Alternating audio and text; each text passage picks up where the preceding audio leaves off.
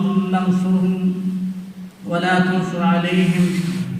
اللهم احفظ بلادهم، اللهم احفظ أموالهم، اللهم احفظ نساءهم، اللهم احفظ أطفالهم، اللهم احفظ رجالهم. اللهم يا ناصر المستضعفين انصر إخواننا المسلمين المجاهدين في غزة وفي كل مكان. Gelecek kazanaydın mı? Sonra büyüm büyüm bilmecelerden bir sabah gelecek kardan aydın mı? Sonra büyüm büyüm bilmecelerden bir sabah gelecek kardan aydın mı?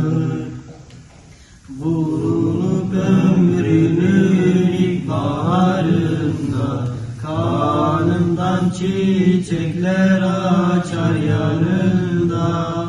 Vurulup ömrünün ilk baharında kanından çiçekler açar yanında. Cümle şehitlerin omuzlarında bir sabah gelecek kardan